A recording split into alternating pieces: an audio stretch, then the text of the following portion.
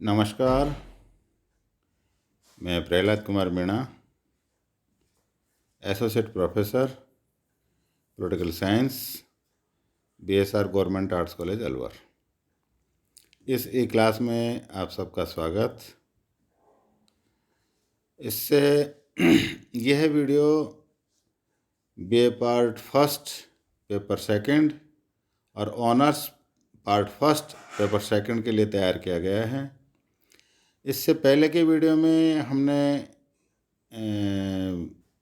भारतीय राजनीतिक विचारकों में जो दूसरा विचारक और यथार्थवादी विचारक और भारतीय राजनीति का जनक चाणक्य, कौटिल्य या विष्णुगुप्त, आचार्य विष्णुगुप्त के जीवन परिचय और उनकी रचना अर्थशास्त्र के बारे में जानकारी प्राप्त की थी। इस वीडियो में हम राज्य संबंधी विचारों की चर्चा करेंगे। राज्य की उत्पत्ति एवं राजा के गुणों के संदर्भ में अर्थशास्त्र में आचार्य कौटिल्य, आचार्य चाणक्य या विष्णुगुप्त ने क्या बताया है, उस संदर्भ में हम चर्चा करेंगे। मनु ने मनुस्मृति में राज्य की उत्पत्ति का दैवीय सिद्धांत दिया। मनुस्मृति के 7वें अध्याय में हमने पिछले वीडियो में जब मनु का अध्ययन हम कर रहे थे तब उस पर चर्चा की थी। और मनु के बाद जो दूसरा विचारक हमारा कौटिल्य है वो दैवीय सिद्धांत को नहीं मानता है और वो उसको सामाजिक समझौता सिद्धांत के रूप में स्वीकार करता है। और राज्य की उत्पत्ति की आवश्यकता क्यों हुई, राज्य का निर्माण क्यों लोगों ने समझौते के आधार पर किया, इन सब का विवरण अर्थशास्त्र में उसने बताया है। राज्य मानवीय प्रयत्नों का परिणाम है तथा मनुष्य ने स्वयं राज्य की सत्ता को अपने सुरक्षा व कल्याण के लिए स्वीकार किया है। अर्थ ये हुआ कि ये मानव द्वारा निर्मित या उसकी कोशिशों का परिणाम है और स्वयं ने राज्य की सत्ता को अपने सुरक्षा और कल्याण के लिए उसका निर्माण किया और उसका निरंतर विकास कर रहा है और उसका स्वीकार कर रहा है। कौटिल्य ने उत्पत्ति के संबंध में समझौता सिद्धांत को स्वीकार किया है। राज्य से पूर्व मत्स्य न्याय का अर्थ ये हुआ कि जैसे छोटी समुद्र में बड़ी मछली छोटी मछली को अपना निवाला बना लेती है या उसको खा जाती है, उसी प्रकार प्राकृतिक अवस्था में या जब राज्य रूपी संस्था का गठन नहीं हुआ था, जन्म नहीं हुआ था, तो ताकतवर लोग कमज़ोर लोगों का शोषण करते थे और उनकी स्वयं की और उनकी संपत्ति का वो हरण कर लेते थे। राज्य से पूर्व मत्स्य न्याय प्राकृतिक अवस्था से तंग आकर लोगों ने विवस्वान के पुत्र मनु को राजा बना दिया। ये लोग अन्न का 6वां भाग, व्यापार द्वारा धन लाभ का 10वां भाग तथा सोने से आय का कुछ भाग कर के रूप में देंगे। मतलब ये एक समझौता हुआ कि हम विवस्वान के पुत्र मनु को राजा बना देते हैं और उसको हम इतना हमारी सुरक्षा और हमारे विकास, हमारे शोषण से मुक्ति के लिए हम उसको इस प्रकार से कर देंगे। यह कर तब तक ही चुकाया जाएगा जब तक राजा प्रजा का कल्याण या हित साधक बना रहेगा। इस तरह राजा की उत्पत्ति सामाजिक समझौता का परिणाम था। कर से प्राप्त धन का अधिकारी वही राजा होगा जो अपनी प्रजा को धन धान्य से सुखी रखेगा तथा उसकी व्याधियों एवं शत्रु आक्रमण से रक्षा करेगा। इस प्रकार यह समझौता द्विपक्षीय था, इसमें राजा व प्रजा दोनों बंधे थे। इस प्रकार कौटिल्य राजा व राज्य की उत्पत्ति को एक साथ ही प्रतिपादित करते हैं। कौटिल्य लोकवित्त पर जनता का अधिकार मानता है, राजा का नहीं। कौटिल्य का यह विचार उसे आज के प्रजातांत्रिक राज्यों से बहुत नज़दीक रखता है या उनके बहुत नज़दीक ले जाता है। राज्य की उत्पत्ति व विकास के संदर्भ में बात करते हुए कौटिल्य अपने से पूर्ववर्ती प्रचलित 4 सिद्धांतों का उल्लेख भी अर्थशास्त्र में करता है कि राज्य का जन्म कैसे हुआ। कुछ लोगों का जो पूर्ववर्ती विचारक हैं या प्रचलित सिद्धांत थे वो था कि राज्य की उत्पत्ति युद्ध का परिणाम है। ऐत्रेय ब्राह्मण में बताया गया है कि देवासुर संग्राम में देवताओं को बार बार हारना पड़ता था, अतः उन्होंने अनुभव किया कि इस अवस्था से बचने के लिए राज्य का होना अति आवश्यक है। इस प्रकार राजा का जन्म युद्धों से हुआ, राज्य का जन्म युद्धों से हुआ। दूसरा सिद्धांत जो अर्थशास्त्र से या कौटिल्य से पूर्व प्रचलित था वो था विकासमूलक सिद्धांत।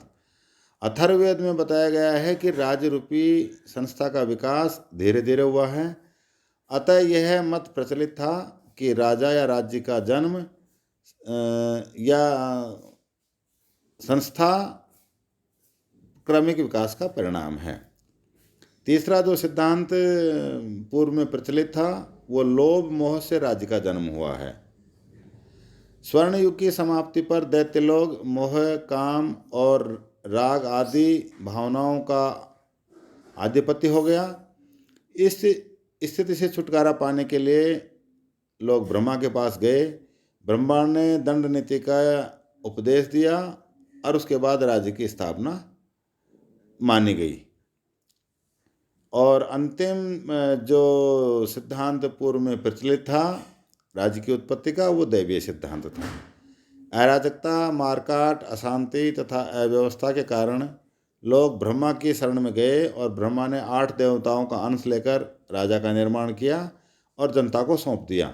8 देवताओं का, जिसमें इंद्र, वायु, यम, सूर्य, अग्नि, वरुण, चंद्र और कुबेर। इन दैवीय सिद्धांत की चर्चा हम मनु के राजनीतिक विचारों में भी पहले हम कर चुके हैं, जो मनुस्मृति में बताया गया है।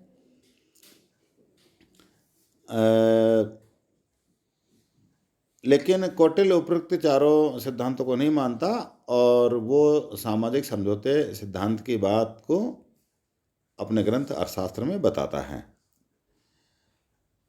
प्रजा का हित, उसकी सुरक्षा तथा उसका संवर्धन करना ही राज्य का मुख्य उद्देश्य बताया है।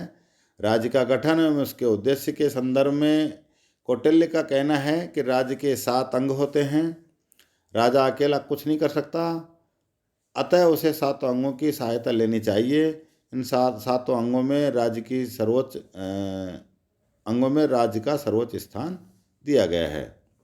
राज्य की उत्पत्ति का उद्देश्य क्या था? प्रजा का हित, उसकी सुरक्षा तथा उसका संवर्धन करना राजा का या राज्य का मुख्य उद्देश्य था। अगर इसको हम विभाजित करना चाहें तो नंबर 1 है आंतरिक सुरक्षा एवं शांति एवं सुरक्षा बनाए रखना, राज्य की बाह्य शत्रुओं से रक्षा करना, और तीसरा है प्रजा की सुख समृद्धि के लिए कल्याणकारी कार्य करना। कौटिल्य का कहना है कि प्रजा का सुख ही राजा का सुख है। कौटिल्य राजा और राज्य में कोई भेद नहीं मानता। मनु स्मृति में भी राजा और राज्य को पर्यायी माना गया है।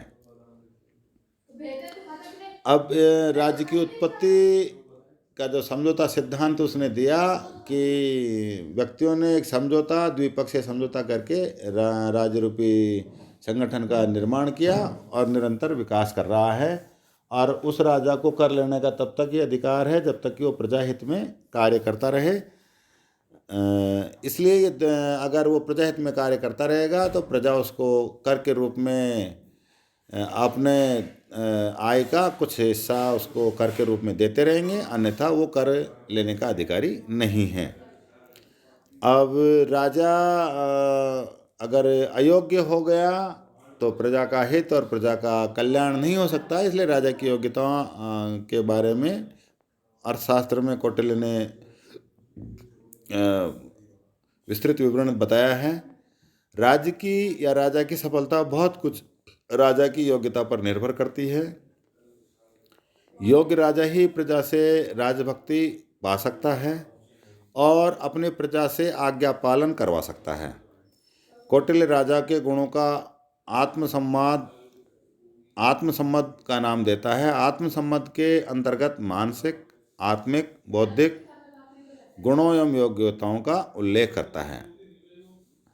राजा के गुण कैसे हों उसके बारे में कौटिल्य ने अपने अर्थशास्त्र में बताया है।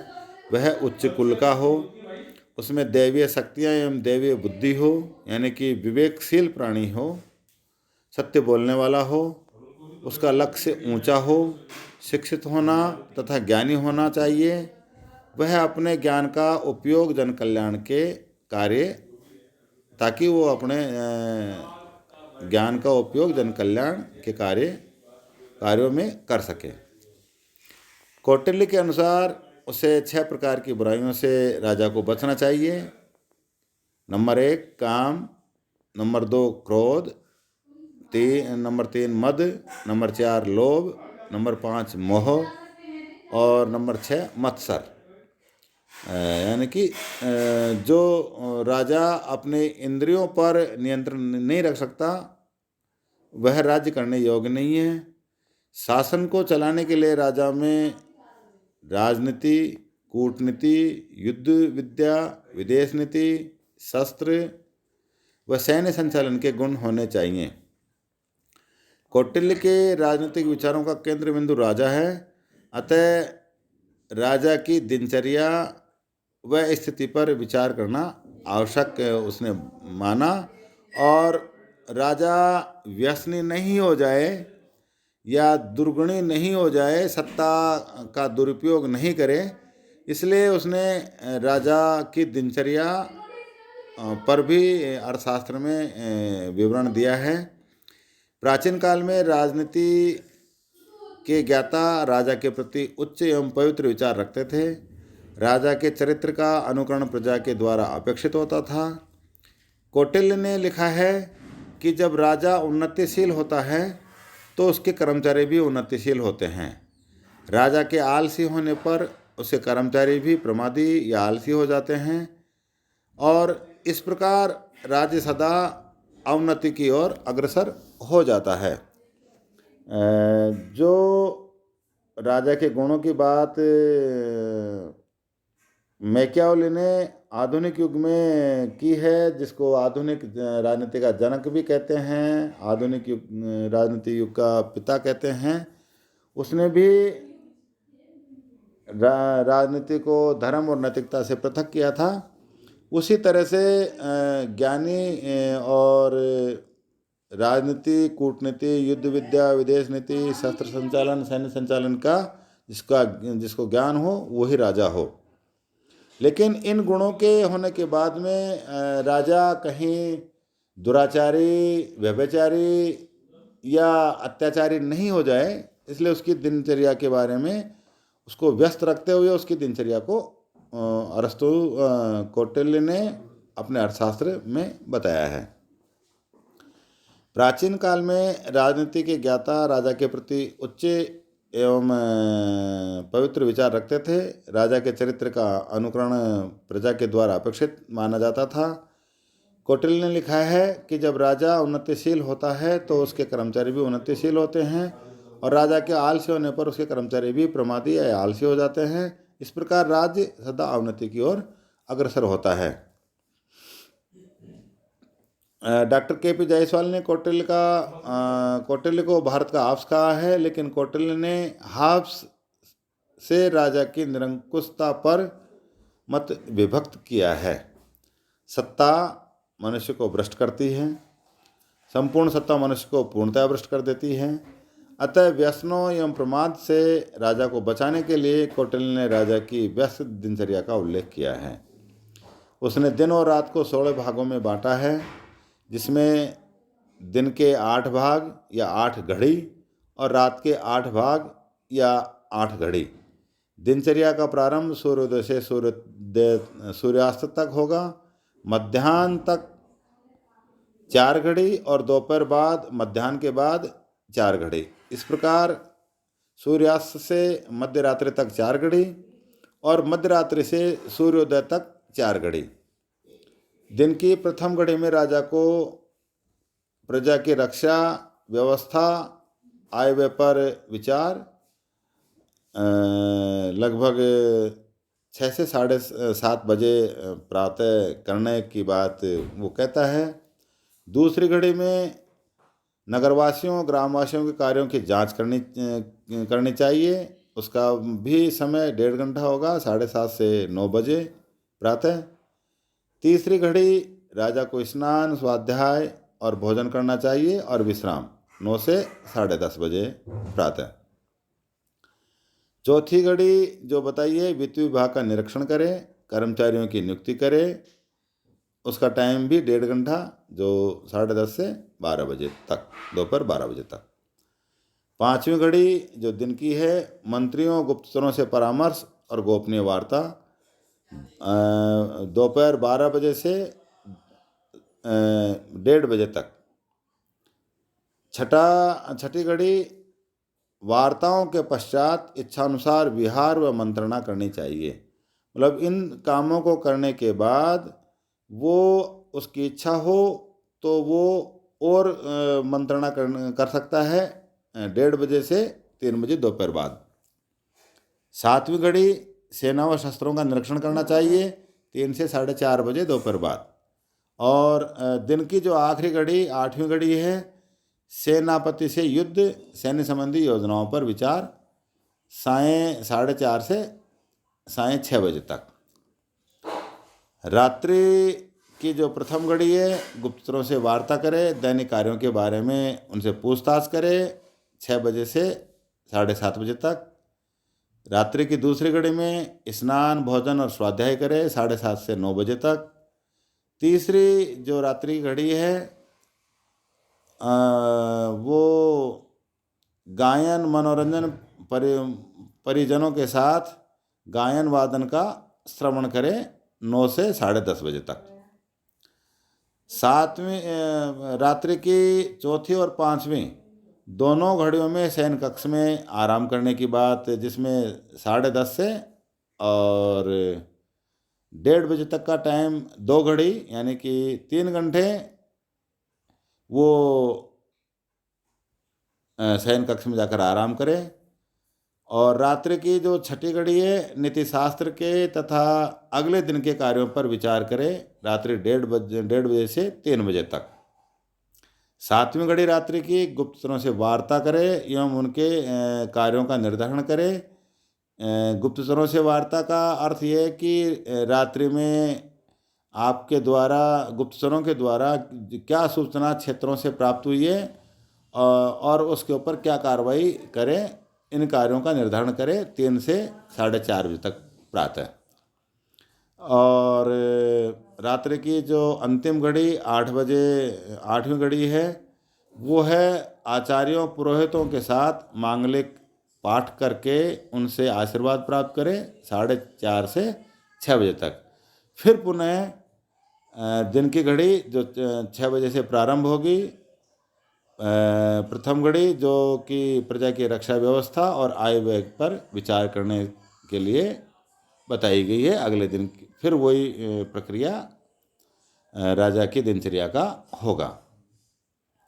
इस तरह इस व्यस्त दिनचर्या के साथ राजा को कौटिल्य यह आदेश देता है कि उसे दरबार में प्रजा का स्वतंत्र प्रवेश रखना चाहिए, उसे जनता से निरंतर संपर्क रखना चाहिए, बालक अनाथ स्त्री की स्वयं को देखभाल करनी चाहिए, कुल मिलाकर उसे प्रजा हित में कार्य करना चाहिए। और कौटिल्य इस संदर्भ में कहता है कि प्रजा के हित के अलावा राजा का कोई हित हो नहीं सकता, और जो राजा प्रजा का हित नहीं कर सकता, उसका कल्याण, उसकी सुरक्षा, उसका विकास नहीं कर सकता, उसे राजा रहने का कोई अधिकार नहीं है, और वो समझौता समाप्त करके प्रजा उसको बदल सकती है। इस वीडियो में ई क्लास में राज्य की उत्पत्ति, राजा की योग्यता और राजा की दिनचर्या संबंधी विचारों की हमने चर्चा करी। अगले वीडियो में हम कौटिल्य के राज्य के सप्तांग सिद्धांत और राज्य के दूसरे विचार, राजनीतिक विचारों पर चर्चा करेंगे। हालांकि राज्य का जो सप्तांग सिद्धांत कौटिल्य ने बताया है, वो मनु, कौटिल्य और शुक्र द्वारा एक ही तरह का बताया गया है कि राजा या राज्य का निर्माण 7 अंगों से या 7 तत्वों से या 7 प्रकृतियों से मिलकर हुआ है। इन सब चीज़ों की चर्चा हम अगले वीडियो में करेंगे। तब तक के लिए धन्यवाद। घर में रहें, सुरक्षित रहें, ज़रूरी होने पर ही घर से बाहर निकलें।